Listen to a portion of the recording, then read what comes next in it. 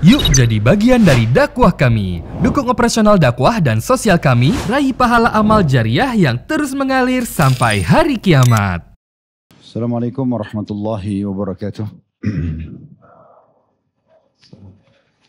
Alhamdulillah, selalu saja lisan kita memuji Sang Pencipta Allah atas segala nikmat yang dilimpahkan kepada kita. Dan selalu kami ulangi ini, terutama nikmat Islam dan iman. Di mana dengan Islam dan iman kita mengenal Tuhan kita Allah Subhanahu wa taala, dan akhirnya kita punya panduan hidup yang dikenal dengan Islam. Kita mengetahui mana yang boleh dan tidak boleh, yang dibolehkan dan dilarang oleh Sang Pencipta Allah, dan tentu ini akhirnya membuat adanya hidup yang teratur dan membawa pada kebahagiaan baik di dunia dan juga balasan di akhirat nanti yang sempurna di surga sana. Dan ini kita diperintahkan untuk bersyukur atas nikmat ini. Di samping daripada nikmat kesehatan, kekuatan, dan segala macam rezeki yang telah Allah berikan kepada kita. Dan Allah sudah mengatakan, wa in ta'uddu ni'matallahi la tuhsuha. Kalau kalian ingin menghitung-hitung nikmat Allah, maka kalian tidak akan pernah mampu untuk itu. Oleh karena itu teman-teman sekalian, selalu basahi lidah dan bibir kita dengan kalimat Alhamdulillah. Selanjutnya kita panjatkan salawat dan taslim kepada Nabi besar Muhammad sallallahu alaihi wa ala alihi wa sahbihi wasallam, sebagaimana Allah telah perintahkan kita untuk mengucapkan salam hormat tersebut. Seperti biasa di hari Rabu malam biasanya kita membahas tentang dosa-dosa besar. Semoga Allah menyelamatkan kita dari seluruhnya. Dan harusnya pada malam ini kita membahas dosa besar ke-175 tentang masalah menceritakan maksiat. Tapi subhanallah, kita kedatangan tamu yang mulia. Mungkin teman-teman yang sering ikuti ceramah kami di YouTube, saya sering mengatakan, saya menanyakan kepada Syekh Ziyad Abadi. Syekh Ziyad, sering saya sebutkan nama beliau, karena seringkali memang kalau ada permasalahan-permasalahan dalam fatwa, atau apa yang butuh dikonsultasikan dengan orang yang lebih pengalaman, maka saya nanyakan kepada beliau, dan inilah orangnya sekarang.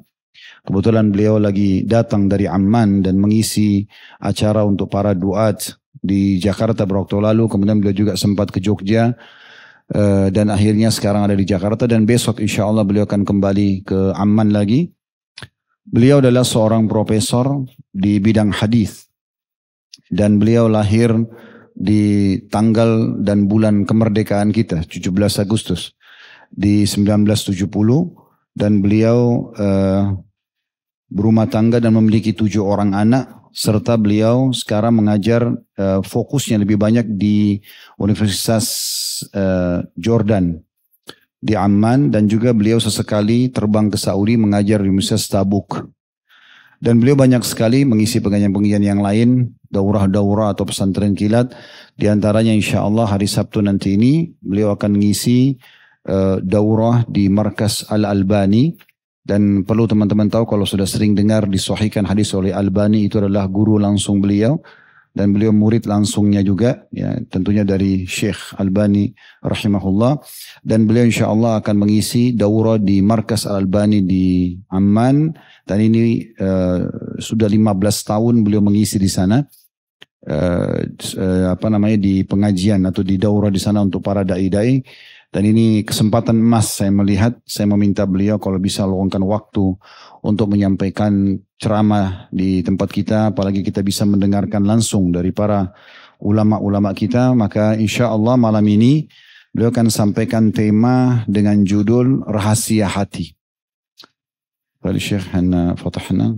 Fali tafadhal mashkura. Tafadhal Syekh. Alhamdulillahi Rabbil Alamin. Wassalatu wassalamu ala Rasulina al-Amin. وعلى آله وصحبه أجمعين وبعد السلام عليكم ورحمة الله وبركاته. وعليكم السلام ورحمة الله وبركاته. يسعدني أن أكون معكم إخواني أخواتي في هذا اللقاء الذي أسأل الله أن يكون فيه الخير والنفع والبركة، وهو على كل شيء قدير. ونتكلم عن أخطر موضوع يتعلق بالإنسان، ألا وهو القلب. هذا القلب الذي إن صلح صلح الجسد جميعا، وإن فسد فسد الجسد جميعا، كما أخبر عن ذلك رسول الله صلى الله عليه وسلم. Baik, setelah memuji Allah dan juga membacakan salawat kepada Nabi SAW, Beliau mengatakan beliau sangat gembira bisa hadir di depan kita semua dan beliau memohon kepada Allah yang maha besar dan maha mulia untuk memberkahi tentu pertemuan kita ini. Dan beliau juga mengatakan pada kesempatan ini insyaAllah kita akan membahas sebuah tema tentang sesuatu di tubuh manusia yang paling berpengaruh. Dan itu sudah sangat diketahui, yaitu hati manusia, di mana kalau dia baik maka pasti akan baik seluruh anggota tubuh manusia tersebut, dan kalau dia buruk maka akan buruk tentu semuanya juga. وعنوان محاضرة اليوم آنية الله في الأرض. وجاء نص ذلك فيما أخرجه الطبراني عن أبي عنبة الخولاني يقول عليه الصلاة والسلام: إن لله تعالى آنية من أهل الأرض، وآنية ربكم قلوب عباده الصالحين، وأحبها إليه ألينها وأرقها. Tema yang akan saya sampaikan pada malam ini karena berhubungan dengan masalah hati, beliau berikan judul Aniyatullahi fil ard. Dan makna aniyah itu sebenarnya wadah. Seperti wadah. Biasanya orang kalau gunakan wadah untuk makan, itu biasa orang Arab mengatakan aniyah. Jadi ini adalah sebuah aniyah Allah di muka bumi. Tentu kita tidak maknakan Allah itu makan, tidak. Tetapi yang dimaksud adalah memang dalam hadis disebutkan, sebagaimana hadis diriwayatkan oleh Tabarani dalam Mu'jamul Kabir, dari hadis Abi Inbata Al-Khawlani radhiyallahu anhum, bahwasanya Nabi SAW bersabda, sungguhnya Allah itu memiliki aniyah dari penduduk bumi. Maksudnya ada wadah yang Allah siapkan untuk penduduk bumi, dan wadah Tuhan kalian adalah hati hamba-hambanya yang saleh. Dan yang paling Allah cintai dari hati-hati tersebut adalah yang paling lunak dan yang paling mudah untuk menerima kebenaran. Al-ibadu salihun هم القائمون بما عليهم من حقوق الحق، أي الله سبحانه، وحقوق الخلق. وهؤلاء هم الذين ملأ نور معرفة الله عز وجل قلوبهم، لأن القلوب المشغولة بغير الله لا تدخلها المعرفة بجلال الله. انتهى الكلام من شرح فيض القدير للمناوي. وأخرج الطبراني وقبله أحمد في المسند عن أبي موسى الأشعري يقول عليه الصلاة والسلام: إنما سمي القلب من تقلبه، إنما مثل القلب مثل ريشة بالفلاة تعلقت في أصل شجرة يقلبها الريح ظهرا لبطن. Beliau mengatakan yang dimaksud dalam hadis tadi bahwasanya wadah yang Allah sudah siapkan untuk penduduk bumi adalah hati hamba-hambanya yang saleh. Makna hamba-hamba saleh ini adalah orang-orang yang menyibukkan dirinya dan menghabiskan waktunya untuk memberikan dan menjalankan hak pencipta Allah Subhanahu wa taala dan hak makhluknya. Dan mereka-mereka itulah yang telah terpenuhi hati mereka dengan pengenalan terhadap Tuhannya Azza wa Jal. Karena hati-hati yang sibuk kepada selain Allah tidak akan pernah dimasuki dengan kemuliaan dan keagungan Allah. Dan sampai sini beliau mengatakan selesai perkataan penjelasan Al-Munawi dalam Faidul Qadir Syarah di Jami' As-Saghir. Kemudian beliau mengatakan ini juga dikuatkan dengan riwayat Imam Ahmad dari hadis Abu Musa Al-Ash'ari radhiyallahu anhu, bahwasanya Nabi SAW mengatakan atau bersabda, sesungguhnya hati itu dinamakan hati itu dalam bahasa Arab qalb, karena memang dia sangat mudah untuk berubah. Dan perumpamaan hati itu kata Nabi SAW ibarat seperti sebuah bulu hewan atau bulu burung yang berada di sebuah padang pasir yang luas.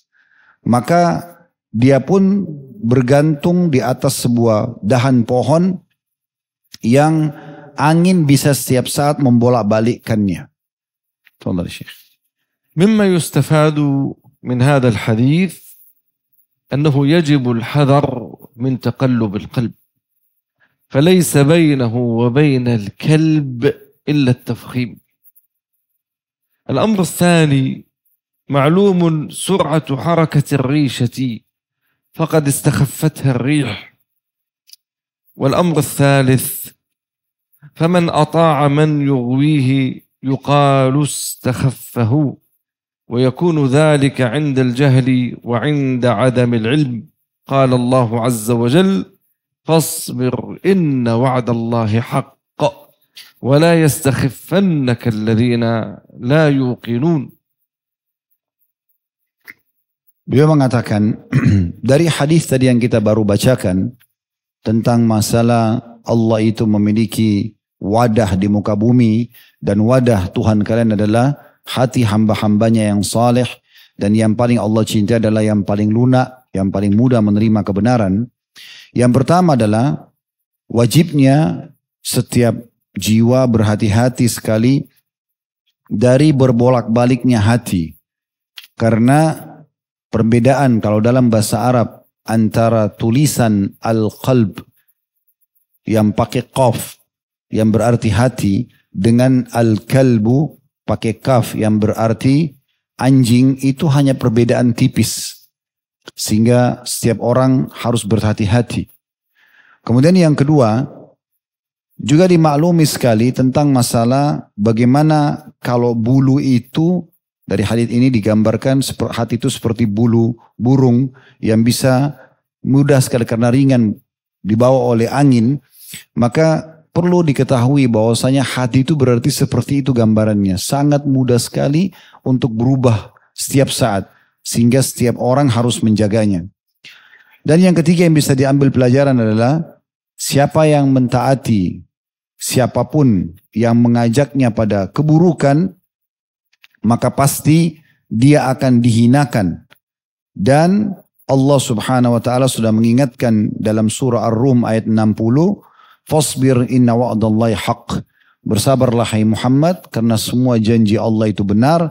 Wala yastakhifannaka alladhina la yuqinun. Dan jangan sampai kamu itu dihinakan karena sudah dikuasai oleh orang-orang yang tidak meyakininya.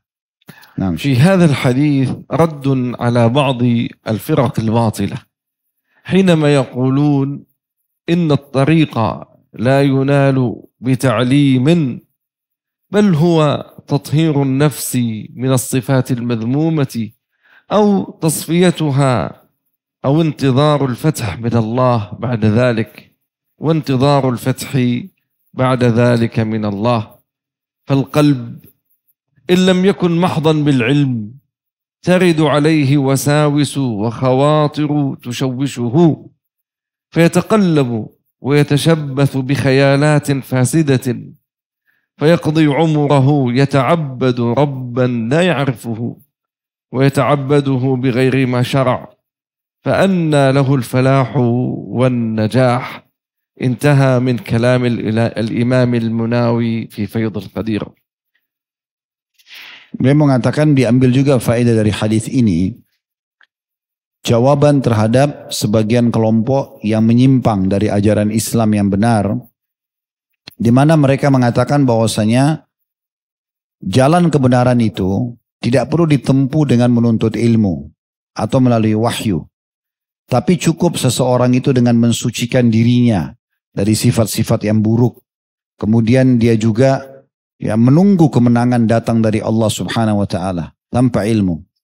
Maka hati itu, dan ini beliau menukil dari masih perkataan Al-Munawi dalam Faidul Qadirnya, hati itu kalau tidak dikemas dan dipenuhi dengan ilmu yang benar, maka pasti akan dipenuhi dengan gangguan-gangguan, bisikan-bisikan buruk yang membuatnya menyimpang dan akhirnya menjadi rusak dan membuat pemilik hati tersebut menghabiskan umurnya menyembah Tuhan yang dia tidak kenal karena tidak memiliki ilmu, dan juga dia menyembah Tuhannya dengan sesuatu yang tidak disyariatkan oleh Tuhan tersebut.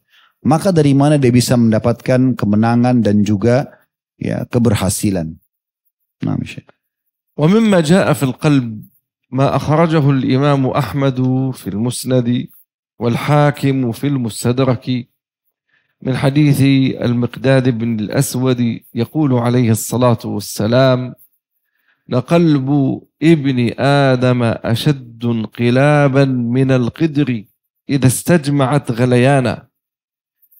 فالقلب هو ميدان معركة بين جند الرحمن وجند الشيطان، بين ملائكة وشياطين، فكل منها يقلبه إلى مرامه أي إلى جهته ومراده، ويلفته إلى جهته، فهو محل المعركة دائما حتى يكون الفتح لأحد الحزبين فيسكن سكونا تاما.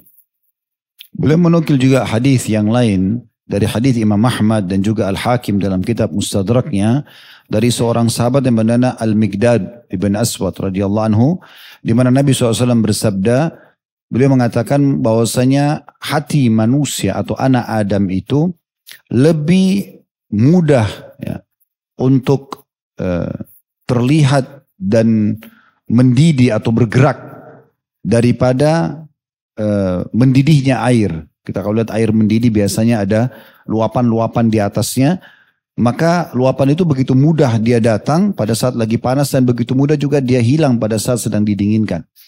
Maka digambarkan dalam hadis ini hati manusia lebih daripada gelombang panasnya air pada saat lagi mendidih.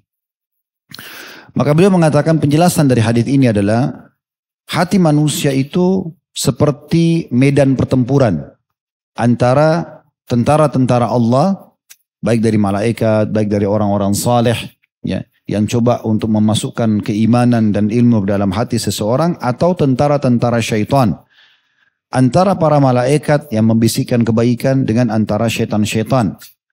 Maka setiap dari dua kelompok ini yang baik, tentara Allah SWT atau tentara dari syaitan, dua-duanya terus berusaha untuk menguasai hati manusia tersebut dan menarik ke arah dia supaya bisa dikontrol dan dibawa kepada arah yang mereka inginkan.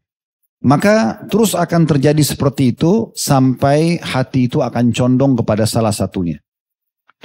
ومما جاء في شأن القلب ما أخرجه الإمام مسلم في صحيحه وأحمد في المسند من حديث ابن عمر رضي الله عنهما يقول النبي صلى الله عليه وسلم: إن قلوب بني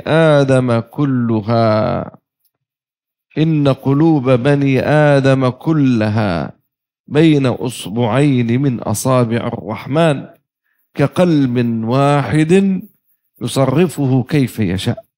ثم يقول رسول الله عليه الصلاة والسلام: اللهم مصرف القلوب صرف قلوبنا إلى طاعتك.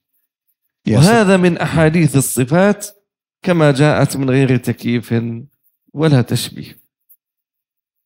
تفضل. Jadi sekali lagi sebelum saya lanjutkan terjemahannya, teman-teman sekalian, beliau sedang bicara tentang hati. Di mana banyak orang karena tidak tahu tentang bagaimana kedudukan hati itu, dia yang menjadi raja di tubuh seseorang, dan bagaimana dia adalah medan pertempuran dan perebutan dari kelompok-kelompok kebaikan, dari hamba-hamba Allah yang baik, dari malaikat, dan juga orang-orang soleh memasukkan ilmu dan iman dalamnya sehingga pemilik hati tersebut bisa terbawa ke jalan Allah, dan juga syaitan dengan seluruh segala macam jurus dan juga pengikutnya untuk menyesatkannya. Maka kita harus memahami kalau ini harus dijaga. Arahnya akan menuju ke salah satunya. Dan dia akan terus bersaing. Seperti kita rasakan misalnya sekali iman kita bertambah, sekali iman kita turun. Ini karena masih terjadi persaingan. Ada satu titik nanti di mana kalau orang itu fokus untuk terus menerima kebenaran-kebenaran, bisikan-bisikan baik dari para malaikat, maka dia nanti akan, kalau dia terus condong dengan begitu, setiap hari dia kontrol dirinya agar selalu mengikuti bisikan-bisikan positif dari ilmu-ilmu agama yang benar, panduan syariat yang benar, sampai nanti dia merasa tentram dan sampai mati dia akan pertahankan. Tapi ada saatnya juga di mana kalau dia biarkan godaan-godaan musuh Allah, syaitan menggodanya dan membuatnya dia menyimpang, akhirnya nanti akan dominan dan membuat dia jauh justru dari Allah Subhanahu wa taala. Beliau mengangkat sebuah hadis di mana Nabi SAW rutin sekali berdoa agar hati beliau tidak berubah karena terjadinya persaingan ini. Jadi walaupun Nabi masih ada bisikan-bisikan syaitan yang berusaha masuk, tapi karena beliau mengetahui ilmunya maka beliau bisa menepisnya. Yaitu hadis Nabi SAW yang berbunyi, sesungguhnya dari hadis Imam Ahmad, Imam Muslim, dari hadis Ibnu Umar radhiyallahu anhuma, sesungguhnya hati anak Adam semuanya berada di antara jari jemari Sang Maha Pengasih Allah. Allah ya, membolak-balikkan sesuai yang dia inginkan. Kemudian Nabi SAW setelah menyampaikan wahyu ini, membaca doa Allahumma musarrifal qulub, sarrif qulubana ila ta'atik. Wahai zat yang membolak-balikkan hati, maka arahkanlah ya, hati kami kepada ketaatan untukmu atau kepadamu. Dan dari hadis ini, atau hadis ini termasuk salah satu hadis yang ya, menjelaskan tentang sifatnya Allah, tentu tidak diikuti dengan bagaimananya dan menyerupahkannya dengan makhluk. Artinya penyebutan tentang jari jemari Allah, itu Allah sebutkan seperti itu, kita imani apa adanya, tanpa menanyakan bagaimananya dan tanpa menyerupakan dengan makhluknya. ومما جاء في القلب في بيان منزلته ما أخرجه ابن ماجه في سننه والحكيم الترمذي في كتابه والطبراني في معجمه وغيرهم عن عبد الله بن عمرو بن العاص رضي الله عنهما يقول النبي صلى الله عليه وسلم خير الناس ذو القلب المخموم واللسان الصدوق. قيل ما القلب المخموم يا رسول الله؟ قال هو التقي النقي الذي لا إثم فيه ولا بغي ولا حسد. قيل فمن على إثره أو أثره أن يأتي بعده؟ قال الذي يشنأ الدنيا ويحب الآخرة. قيل فمن على أثره يا رسول الله؟ قال مؤمن في خلق حسن. Beliau mengangkat juga hadis yang diriwayatkan Ibnu Majah dalam sunannya, Al-Hakim dalam Mustadraknya, At-Tabarani juga dalam Mu'jamnya, dan beberapa peraih-peraih hadis dari hadis Ibnu Amr, Abdullah bin Amr radhiyallahu anhuma, di mana Nabi SAW bersabda, sesungguhnya manusia yang paling baik hatinya dan juga adalah yang memiliki hati ya makhmum, nanti diterjemahkan makhmumnya, dan juga lisan yang selalu jujur. Para sahabat bertanya, ya Rasulullah, apa itu hati yang makhmum? Maka beliau mengatakan hati yang dipenuhi dengan ketakwaan dan bersih sama sekali dari semua jenis dosa, pelanggaran, pembangkangan, dan juga iri dan dengki. Lalu para sahabat bertanya, ya Rasulullah, lalu apa setelah tingkatan itu? Maka Nabi SAW mengatakan, adalah orang-orang yang meninggalkan, ya, maksudnya bukan meninggalkan ya, tapi ya, mendahulukan mencintai akhirat daripada dunia. Lalu para sahabat bertanya lagi, ya Rasulullah, apalagi setelah itu levelnya? Maka kata Nabi SAW, orang mukmin yang memiliki akhlak yang baik. Jadi maksudnya dari hadis ini, di mana Nabi SAW atau beliau sebenarnya menyampaikan lebih dalam lagi bagaimana kita memahami rahasia hati itu. Bahwasanya hati itu ternyata adalah makin suci dari dosa, makin diikuti dengan jujurnya lisan, hilang bersih dari penyakit-penyakit hati, maka itu level terbaik. Itulah hati nanti yang akan terarahkan ke jalan Allah Subhanahu wa taala. Sementara ada juga orang yang level di bawahnya, yaitu dia yang lebih mendahulukan akhirat dari dunia. Kemudian juga ada orang yang level di bawahnya lagi adalah memenuhi dengan akhlak yang mulia. Dan ini yang dimaksud dengan hati-hati yang bersih. Tafadhal Syekh. فكيف يلين القلب؟ لأن قسوة القلب من أعظم العقوبات.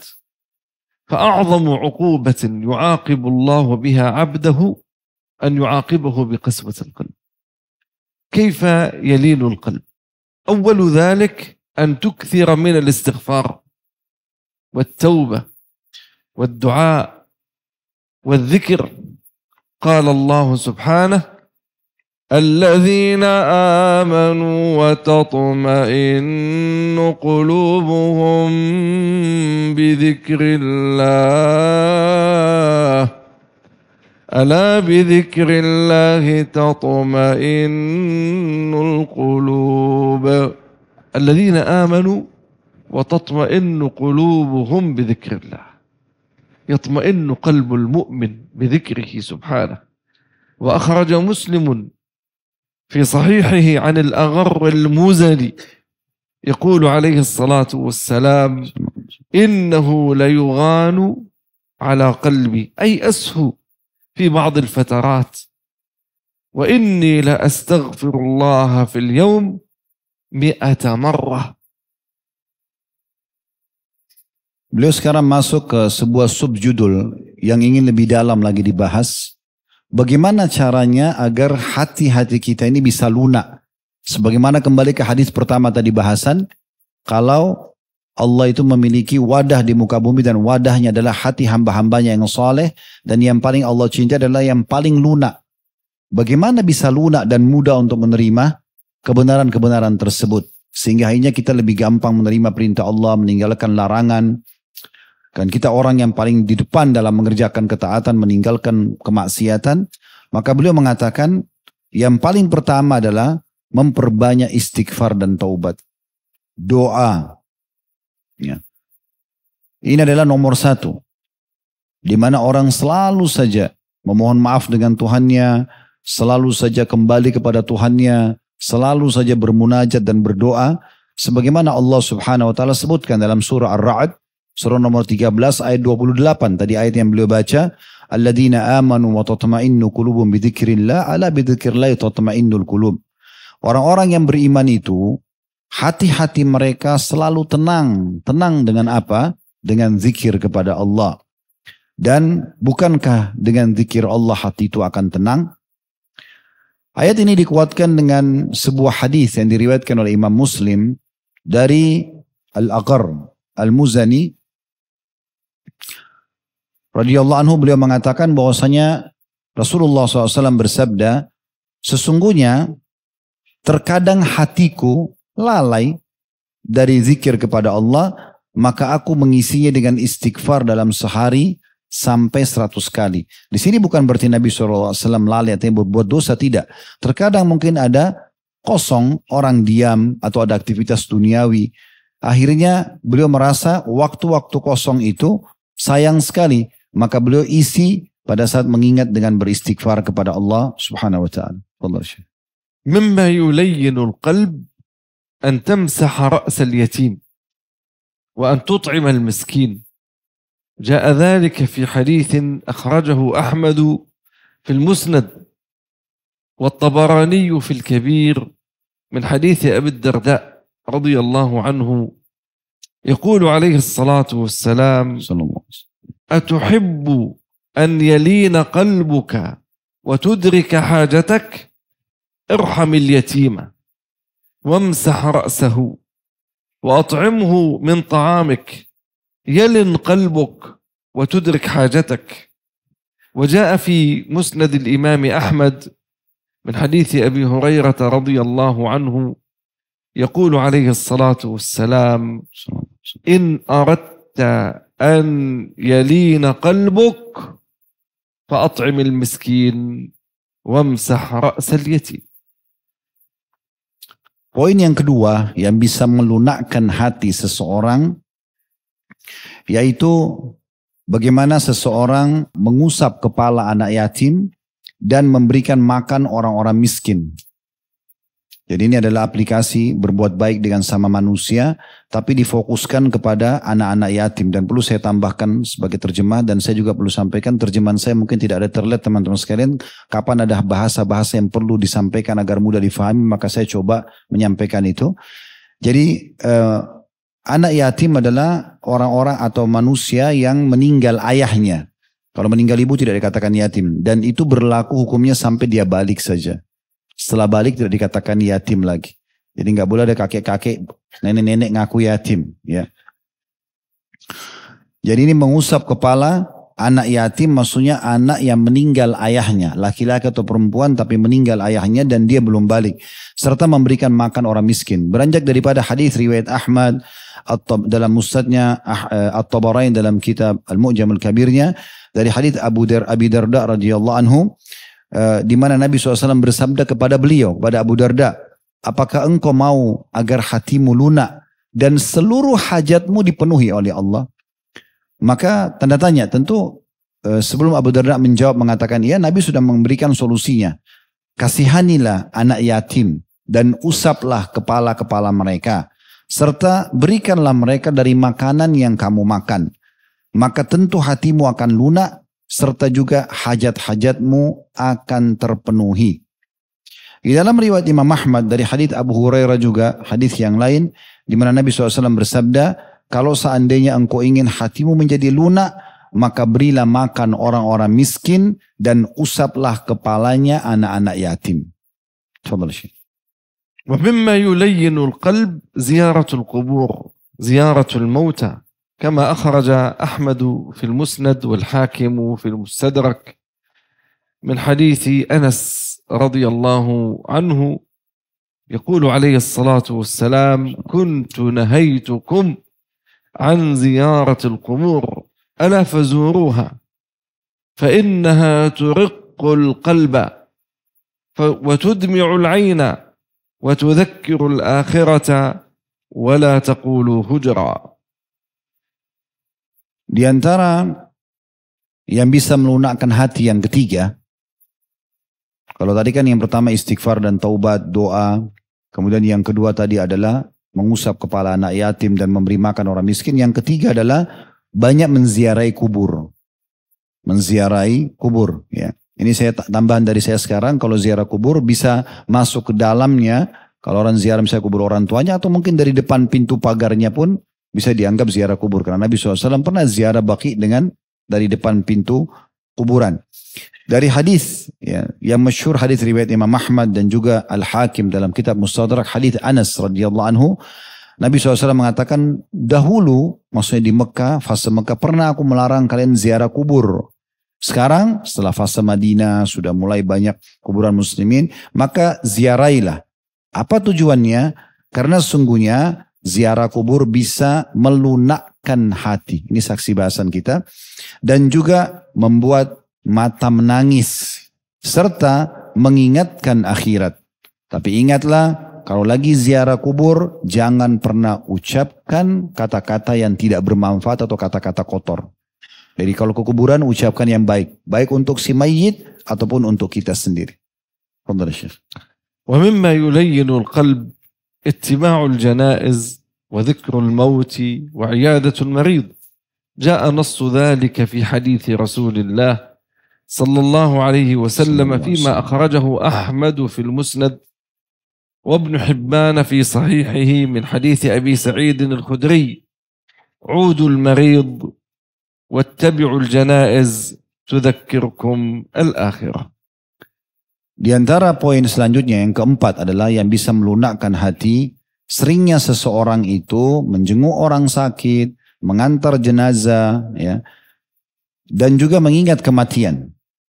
Sesuai dengan hadis yang diriwayatkan Imam Ahmad dalam Musnadnya dan juga Ibn Hibban dari hadis Abi Sa'id Al-Khudri radhiyallahu anhu, Nabi SAW bersabda, "Udul marid", ya, jenguklah orang-orang sakit. "Wattabi'ul janaiz", antarlah jenazah-jenazah itu, "tudzakirukumul akhirah", karena akan mengingatkan kalian tentang akhirat. Karena pada saat kita lihat orang sakit, kita lagi sehat, kita tahu ini manusia seperti kita. Bisa saja kita sakit seketika seperti dia. Bahkan banyak orang yang sakit kemudian meninggal. Begitu juga dengan kita mengantar jenazah, kita bisa sadar ternyata yang kita antar ini adalah manusia biasa seperti kita, tapi dia sudah mendahului meninggal. Tafadhal Syekh. ومما يلين القلب أن تستعظم ذنبك، كما في صحيح البخاري من حديث الحارث بن سويد عن عبد الله بن مسعود رضي الله عنه قال: إن المؤمن يرى ذنوبه كأنه قاعد تحت جبل، أي في أسفل جبل، يوشك أن يقع عليه، وإن الفاجر يرى ذنوبه كذباب مر على أنفه فقال به هكذا أي بيده فذبه عنه. Di antara yang melunakkan hati, poin kelimanya adalah seseorang membesarkan pelanggaran yang sedang dia lakukan atau dosa. Jadi walaupun itu kecil, tapi dia besarkan dalam dirinya. Karena memang ini disebutkan dalam hadis yang masyhur dari hadis Al-Harith bin Suwaid. Beliau mengatakan dari hadis Abdullah bin Mas'ud radhiyallahu anhu tentang dirinya. Beliau mengatakan sesungguhnya atau dari dirinya, ya, sesungguhnya orang mukmin itu melihat dosanya seperti dia sedang duduk di bawah sebuah bukit atau gunung yang besar. Yang gunung itu seakan-akan akan menimpahnya. Dan orang yang fajir, ahli maksiat, dia melihat dosanya hanya seperti seekor lalat yang hinggap di hidungnya lalu dia usir seperti ini. Jadi dari hadis ini kita bisa lihat bagaimana seorang mukmin memang membesarkan kadar dosa itu supaya dia takut jangan sampai dia mengulanginya atau malah dia dihukum oleh Allah dengan dosa tersebut.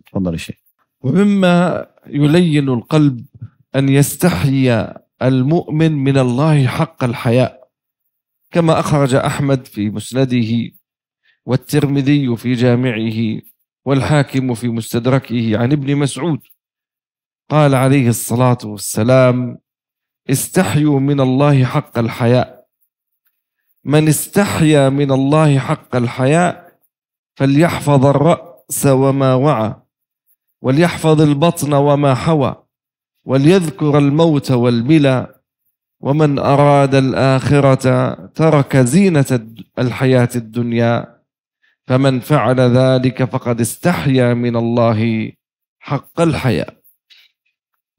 Langkah yang keenam untuk melunakkan hati adalah melahirkan rasa malu kepada Allah. Malu yang sebenar-benarnya. Sebagaimana hadis yang diriwayatkan Ahmad, Tirmidzi, Al-Hakim. Dari hadis Ibnu Mas'ud radhiyallahu anhu. Nabi SAW mengatakan, malulah kalian dengan malu yang sebenarnya kepada Allah. Siapa yang malu kepada Allah dengan sebenar-benarnya, maka prakteknya, ya, untuk dia malu kepada Allah adalah dia selalu menjaga apa yang ada di kepala dan yang di sekitar kepala, maksudnya wajahnya. Dan menjaga apa yang ada di perutnya dan sekitar perutnya, maksudnya bagian dada dan juga kemaluannya. Dan dia harus banyak mengingat kematian.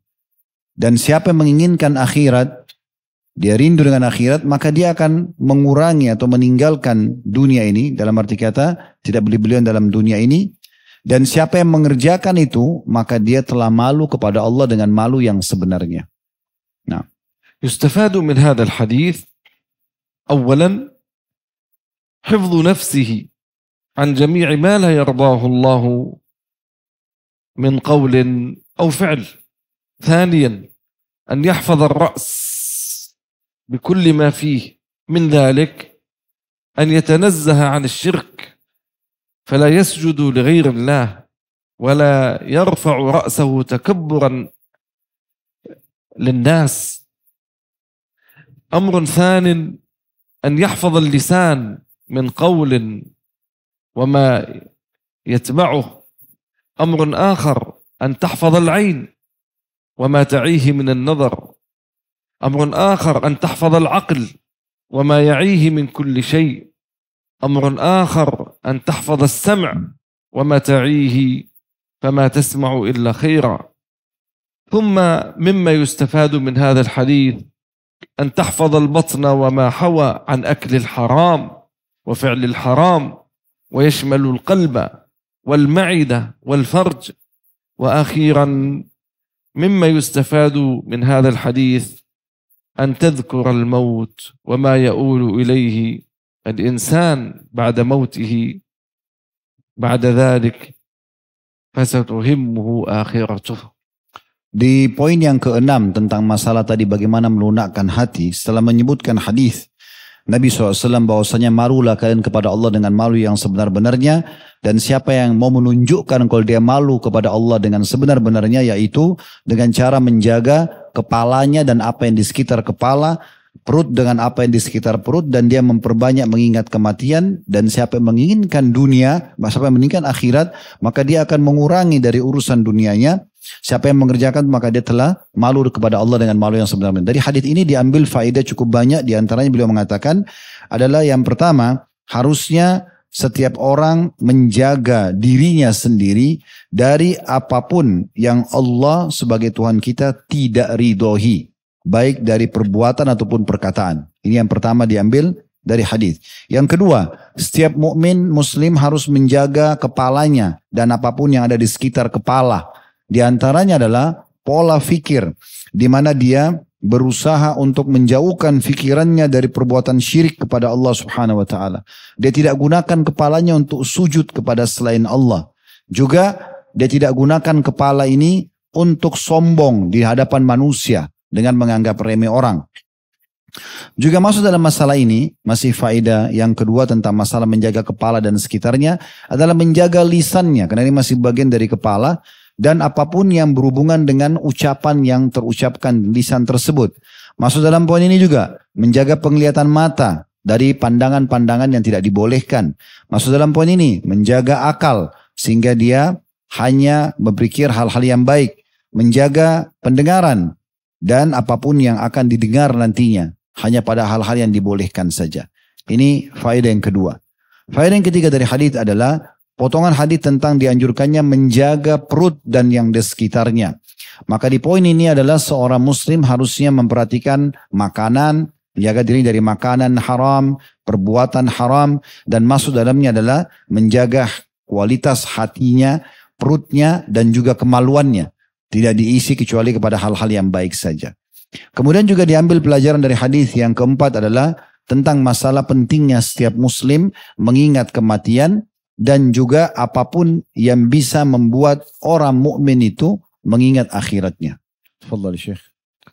نختم ولن نطيل إن شاء الله بمن وصفوا بلين القلوب، نسأل الله أن يجعلنا منهم. على رأس هؤلاء وفي قمتهم هو سيد البشرية محمد صلى الله عليه وسلم عليه الصلاة والسلام، هو الذي وصفه ربه بقوله فبما رحمة من الله لنت لهم ولو كنت فظا غليظ القلب لانفضوا من حولك فاعف عنهم واستغفر لهم وشاورهم في الأمر فإذا عزمت فتوكل على الله إن الله يحب المتوكلين. Beliau mengatakan kita akan tutup insya Allah dengan sub bahasan ini, yaitu pertanyaan siapa orang-orang atau figur-figur yang telah disebutkan oleh Allah memiliki hati-hati yang lembut. Dan beliau mengatakan semoga kita juga insya Allah bisa menjadi salah satunya. Yang pertama adalah pemimpin semua nabi-nabi dan manusia, anak Adam, Rasulullah Sallallahu Alaihi Wasallam. Ada artinya yang paling layak untuk dicontohi agar bisa hati kita lunak adalah manusia terbaik ini. Di mana Allah menyebutkan dalam surah Al-Imran ayat 59, kalau bukan rahmat dari Allah sehingga engkau bisa berlemah lembut kepada mereka, kalau seandainya hatimu keras, kasar, maka niscaya mereka akan bubar semua dari sisimu. Oleh karena itu maafkanlah mereka, mohon ampunlah kepada Allah untuk mereka dan ajaklah mereka bermusyawarah. Dan ketahuilah bila engkau sudah bertekad untuk mengerjakan satu perbuatan, maka bertawakkallah kepada Allah. Kalau itu perbuatan baik, kerjakan dan serahkan hasilnya kepada Allah. Sesungguhnya Allah menyukai orang-orang yang bertawakal kepadanya.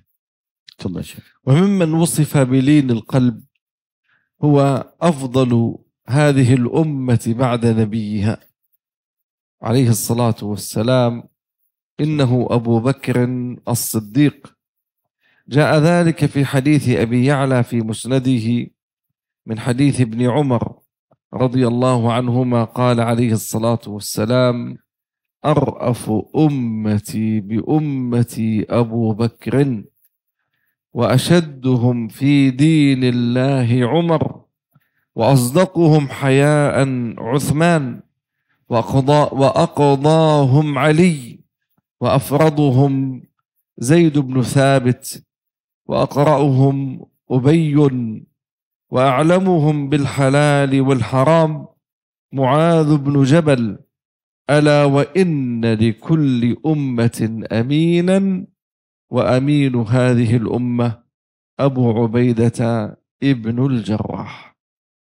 Orang kedua yang disebutkan melalui wahyu Allah Subhanahu wa taala mendapatkan gelar orang yang paling lunak hatinya adalah manusia terbaik setelah Rasulullah sallallahu alaihi wasallam, yaitu sahabat yang mulia Abu Bakar radhiyallahu anhu.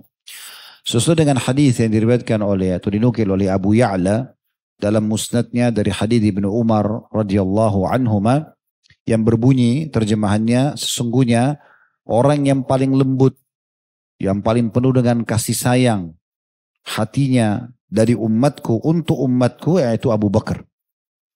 Dan orang yang paling tegas dalam menegakkan agama Allah adalah Umar. Dan orang yang paling jujur dalam sifat malunya adalah Utsman. Dan orang yang paling bijaksana dalam memutuskan keputusan di pengadilan adalah Ali. Dan orang yang paling menguasai ilmu warisan atau faraid adalah Zaid bin Thabit. Dan orang yang paling bagus bacaannya, paling layak untuk belajar Al-Quran darinya, tentu yang lain semua layak, tapi ini orang yang di kelas paling baiknya adalah Ubay. Dan orang yang paling memahami tentang halal haram adalah Mu'adz bin Jabal. Dan ketahuilah, setiap umat itu memiliki orang terpercaya, dan orang terpercaya yang umat ini adalah Abu Ubaidah bin Jarrah. Saksi bahasan kita adalah orang pertama yang disebutkan Abu Bakar radhiyallahu anhu. Artinya kita coba pelajari tentang sejarah beliau, bagaimana beliau bisa mendapatkan predikat ini, lalu kita ciplak hidupnya sehingga kita juga bisa bersama beliau. وممن يوصف بلين القلب المؤمنون الحق. الأصل أن تكون قلوبهم لينة. الدليل ما أخرجه البيهقي في شعب الإيمان من حديث ابن عمر رضي الله عنهما قال عليه الصلاة والسلام المؤمنون هينون لينون كالجمل الأنف إن قيد انقاد وإذا أنيخ على صخرة استنخ. Yang ketiga, setelah Rasulullah SAW dan Abu Bakar radhiyallahu anhu adalah orang-orang mukmin yang jujur dengan keimanannya. Jadi bukan hanya sekedar dapat julukan saja, tapi memang dia jujur dengan keimanannya. Dia benar-benar ada orang, tidak ada orang yang lihat, tetap saja dia patuh kepada Tuhannya. Dan mereka memang asalnya kalau iman itu betul dalam hatinya, maka akan melunakkan hati itu. Sesuai dengan hadis yang diriwayatkan oleh Al-Baihaqi dalam Syu'abul Iman dari hadis Ibnu Umar radhiyallahu anhuma, kata Nabi SAW, orang mukmin adalah orang yang paling baik, yang paling lunak, yang paling lembut. Mirip, kata Nabi SAW, seperti unta yang jinak. Unta yang jinak. Dimanapun dia dibawa, diarahkan, maka dia akan ikut. Dan dimanapun dia didudukkan walaupun di atas batu oleh majikannya, maka dia akan duduk. ثم نختم بصنف من الناس وصفهم رسول الله صلى الله عليه وسلم بلين القلب وهم أهل اليمن فيما أخرجه البخاري ومسلم في صحيحه من حديث أبي هريرة رضي الله عنه قال أتاكم أهل اليمن هم أرق أفئدة وألين قلوبا الإيمان يمان والحكمة يمانية والفخر والخيلاء في أصحاب الإبل والسكينة والوقار في أصحاب الغنم. Beliau mengatakan, dan kita tutup golongan keempat yang disebutkan melalui wahyu, orang-orang yang lunak hatinya, dan ini disebutkan oleh Nabi SAW adalah penduduk Yaman secara umum. Sesuai dengan hadis yang disebutkan oleh Abu Hurairah radhiyallahu anhu, di mana Nabi SAW bersabda, telah datang kepada kalian penduduk dari negeri Yaman, mereka adalah orang yang paling lembut dan lunak hatinya. Ketahuilah iman itu dari Yaman, dan juga hikmah atau kebijaksanaan dalam mengambil keputusan juga dari negeri Yaman.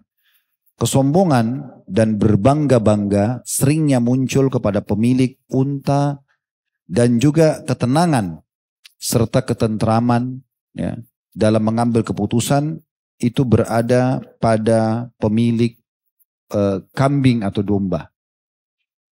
خلاص يا شيخ. وهكذا نختم حديثنا في مسألة القلب، وينبغي للعاقل الواعي كما يعتني بنظافة جسده ويعتني بمظهره أن يعتني بقلبه، فإن القلب هو الأصل وهو الأساس، ونظافته هنا تنظف كل شيء فيه، كما قال عليه الصلاة والسلام: ألا وإن في الجسد مضغة إذا صلحت صلح الجسد كله وإذا فسدت فسد الجسد كله. نسأل الله أن يرزقنا قلبا سليما. قال الله عز وجل: يوم لا ينفع مال ولا بنون إلا من أتى الله بقلب سليم. القلب السليم السالم من كل كفر وشرك وغل وحسد وحقد. اللهم ارزقنا قلبا سليما سالما من ذلك كله. وجزاكم الله خيرا على حسن الاستماع، وجزا الله الأستاذ الفاضل الأستاذ خالد على تكرمه أن أخذت دوره ومكانه، وهذا من لطفه، ونسأل الله أن يوفقه لكل خير وأن يوفق الجميع لما يحب ويرضى. وصلى الله وسلم وبارك على نبينا محمد وعلى آله وصحبه أجمعين. Beliau mengatakan kita tutup bahasan kita ini dengan sebuah pesan penting, yaitu bagaimana atau sebagaimana orang itu banyak peduli dengan jasadnya, penampilan jasadnya, pakaian, misalnya penampilan yang kelihatan di mata orang, atau mungkin wangi dan bersihnya tubuhnya, rapinya rambutnya, dan semua yang berhubungan dengan jasad ini, maka dia juga harusnya mengikuti dengan perawatan dan juga menjaga hatinya. Karena Nabi SAW sudah mengingatkan kepada kita hadisnya, di dalam jasad manusia ada segumpal darah, kalau dia baik maka baik semuanya, kalau dia buruk, buruk semuanya, kecuali adalah hati manusia. Dan beliau mengatakan juga Allah Subhanahu wa taala berfirman di dalam Al-Qur'an, pada hari kiamat nanti tidak akan bermanfaat keturunan, harta, kerabat, tidak ada manfaatnya lagi kecuali orang yang datang kepada Allah biqalbin salim, atau dengan hati yang bersih. Yang dimaksud dengan hati yang bersih, bersih dari kesyirikan, bersih dari dosa-dosa, bersih juga dari semua penyakit hati, diantaranya iri dan dengki. Dan beliau mengatakan jazakumullah khairan kepada teman-teman semua karena sudah ikut mendengar, dan juga beliau diberikan kesempatan untuk bisa mengisi di sini. Semoga insya Allah ini menjadi manfaat untuk kita semua. Semua bermanfaat. Subhanakallahumma bihamdika asyhadu an la ilaha illa anta astaghfiruka wa atubu ilaik. Wassalamualaikum warahmatullahi wabarakatuh.